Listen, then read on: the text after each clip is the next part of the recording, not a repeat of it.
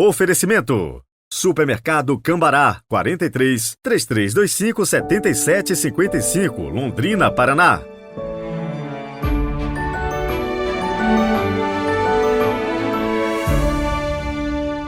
Terça-feira, 21 de fevereiro de 2023. Boas-vindas a você que nos acompanha todos os dias, meditando conosco o Santo Evangelho.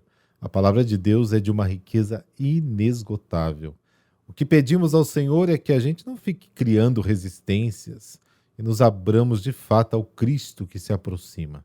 Onde quer que você esteja agora, já pronto para o descanso, acordando, tomando um cafezinho, no carro, indo para o trabalho, de manhãzinha, de madrugada, de qualquer jeito.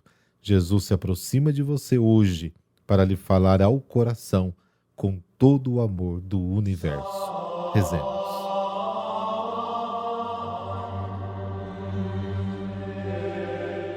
Pelo sinal da Santa Cruz, livrai-nos Deus, nosso Senhor, dos nossos inimigos. Deus Todo-Poderoso, autor da bondade e beleza das criaturas, concedei que em vosso nome iniciemos alegres este dia e que vivamos no amor generoso e serviçal a vós e a nossos irmãos e irmãs. Amém.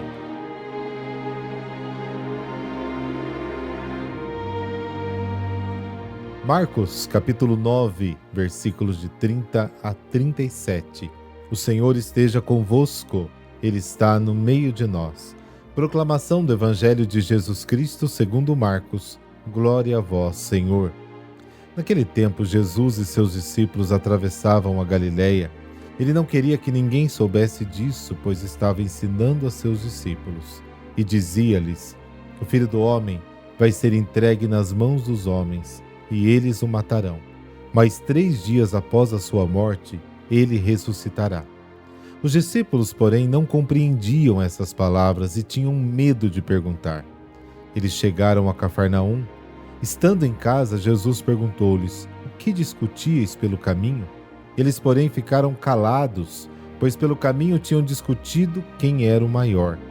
Jesus sentou-se, chamou os 12 e lhes disse: se alguém quiser ser o primeiro, que seja o último de todos e aquele que serve a todos. Em seguida pegou uma criança, colocou-a no meio deles e, abraçando-a, disse: quem acolher em meu nome uma dessas crianças, é a mim que estará acolhendo. E quem me acolher, está acolhendo não a mim, mas aquele que me enviou. Palavra da salvação.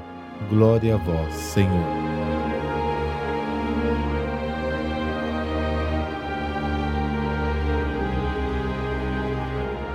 Os caminhos de Jesus não são os que os homens costumam trilhar. Fugindo da multidão, ele está determinado a seguir o caminho da humilhação, consequência da sua obediência ao Pai. Seus discípulos, preocupados com a honra, sonham e seguem outros caminhos tão estranhos ao de Jesus que eles mesmos sentem um mal-estar. Enquanto Jesus caminha para a maior humilhação, a da cruz, eles se preocupam em ser os primeiros e os maiores. As palavras de Jesus manifestam a sua vontade de viver plenamente o seu futuro de morte e ressurreição inevitáveis. Os discípulos, por outro lado, parecem viver em outro mundo. Já sabem que seguir Jesus significa esquecer-se de si mesmos, tomar a própria cruz, segui-lo de fato, mas têm medo. O não entendimento deles, na verdade, é não querer entender. Essa instrução que Jesus oferece aos seus apóstolos é o centro do seu ensinamento e da sua revelação é o coração, é o mistério de Deus que se entrega nas mãos do homem. A palavra, inclusive, entregar, une a vários episódios da história da paixão. Judas o entrega aos chefes dos soldados, Marcos capítulo 14. Os líderes o entrega a Pilatos, Marcos capítulo 15. Pilatos à cruz, também no capítulo 15. Mas o paradoxo é que o próprio Pai o entrega e o próprio Jesus se entrega a nós. Jesus que se entrega aos que o rejeitam e odeiam, sabendo que o teriam torturado e matado, é a revelação total e definitiva de um Deus que é amor incondicional e nada mais que amor incondicional.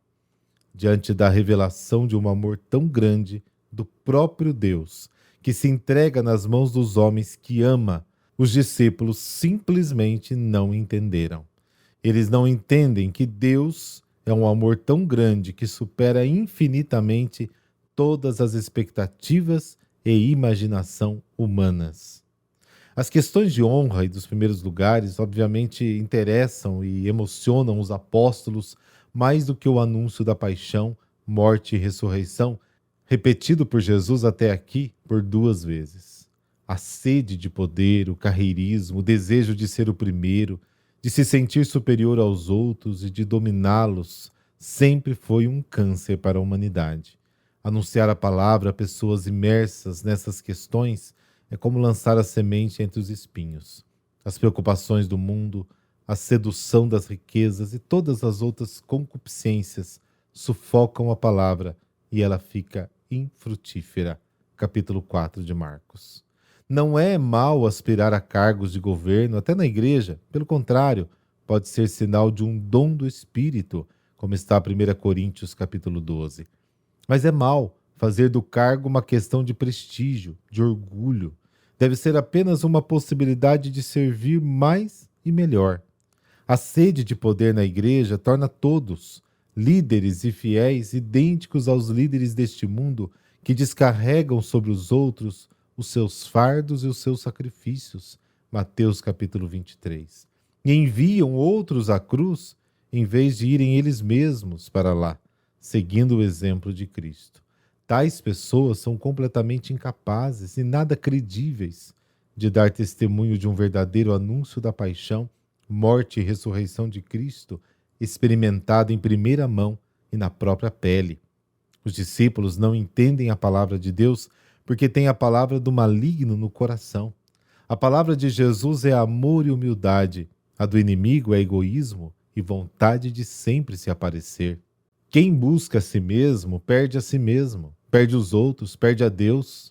Após a primeira predição de sua paixão, Jesus convidou cada discípulo a carregar a sua própria cruz. Esta cruz é a negação do falso eu, a luta contra a estupidez e o orgulho, que levam à autoafirmação à custa de tudo e de todos. Jesus sabe que todos querem e devem afirmar-se. Este desejo de grandeza foi colocado pelo próprio Deus no coração do homem. Quem renuncia a isso, renuncia a ser gente. Mas é precisamente por isso que Jesus nos dá os critérios para sua verdadeira realização. Ao desejo de se sobressair no ter, no poder, no aparecer, ele substitui o desejo para se sobressair na pobreza, na humildade e na humilhação, ou seja, em servir e amar até a morte, pelos amigos e pelos inimigos até. Esta é a grandeza de Deus, e esta deve ser a grandeza do homem, feito à sua imagem e semelhança. Ele é amor e não se afirma à custa do outro, mas fala-o crescer à custa dele. Ele não usa o outro, mas o serve. Não o despoja daquilo que tem, mas se despoja em favor do outro. Despoja-se também da própria vida, porque ama o outro mais do que a si mesmo e o considera todo seu. Em vez de competir para ser o maior, ele substitui a competição para se tornar o menor. Romanos capítulo 12, Filipenses capítulo 2. O protagonismo é o critério supremo de ação para quem não se sente amado, não se ama e não ama ninguém. Por esse protagonismo, o homem sacrifica sua vida aos ídolos do ter, do poder, do aparecer cada vez mais, destruindo sua própria realidade de imagem de Deus. Adão, quando quis ocupar o lugar de Deus, cometeu o erro gravíssimo de ignorar que Deus não é o primeiro, mas escolheu o último lugar, e assim se tornou um fracasso como homem, sem ter se tornado Deus como queria. Se alguém quer ser o primeiro, seja o último de todos e o servo de todos. Versículo 35. Esta é a norma fundamental do novo povo de Deus. O primado do amor substitui o primado do poder. A liberdade que nos torna semelhantes a Deus consiste em tornarmos-nos escravos, livremente por amor, uns dos outros, como está no capítulo 5 de Gálatas.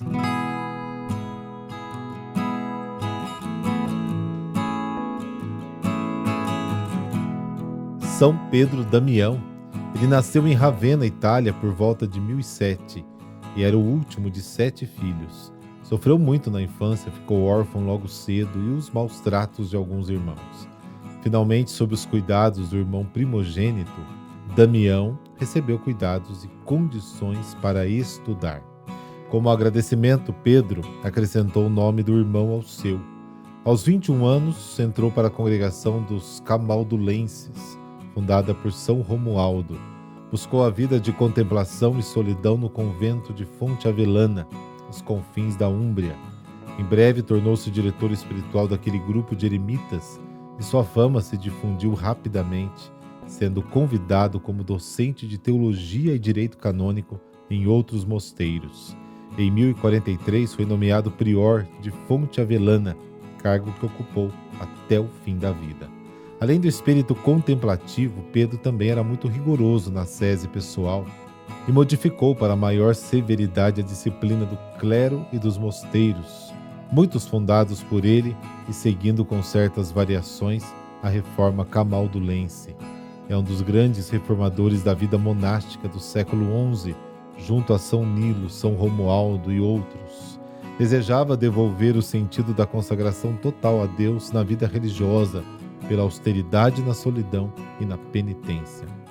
Mas a partir de 1046, a fama de sua santidade, sua cultura e prestígio na Itália, também no Império, chamaram a atenção das mais altas autoridades eclesiásticas, até que em 1057 foi feito bispo e cardeal de Ostia, próximo a Roma, e administrador da diocese de Gubbio.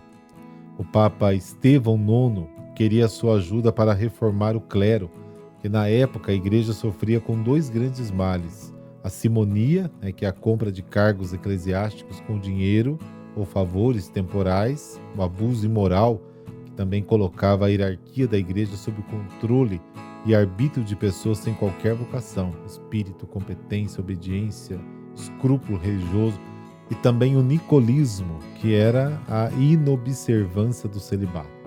Efetivamente, São Pedro Damião auxiliou 7 papas, de Gregório VI a Gregório VII, atuando através de vários escritos como legado papal em delicadas missões e como bispo e cardeal. Em todo este período combateu a simonia e o nicolismo, bispos corruptos, 2 antipapas, que era o Bento X, que se opôs ao Papa Nicolau II, Honório II, que se opôs ao Papa Alexandre II, a prepotência de alguns arcebispos, impediu o divórcio do rei Henrique IV do Sacro Império Romano Germânico da sua virtuosa esposa Berta, combateu as investiduras, nomeação de bispos e abades ilegais do imperador Henrique IV da Alemanha e reconciliou a população excomungada de Ravenna por ter apoiado o antipapa Honório II. Quanta confusão esse bispo procurou resolver entre o período que ficou como chefe da sua igreja. Além desses trabalhos, escreveu muitas obras, incluindo vários trabalhos. Restaram 67 deles, cartas, sermões, preces, hinos e textos litúrgicos, pelo que foi proclamado doutor da igreja. Voltando da sua missão de reconciliação em Ravenna, Pedro adoeceu e faleceu no mosteiro beneditino de Santa Maria no dia 21 de fevereiro de 1072. Deus Pai, que buscais a nossa companhia com infinito amor, concedei-nos por São Pedro Damião o desejo sincero de estar sempre convosco e a partir desta convivência não poupar esforços para servir a Igreja, vosso mesmo corpo místico, em tudo o que for necessário, começando pelo empenho da busca da nossa própria santidade. Amém. Abençoe-vos o Deus Todo-Poderoso, Pai, Filho, Espírito Santo. Amém. Seja feliz hoje e sempre. Deus está com você. Até amanhã.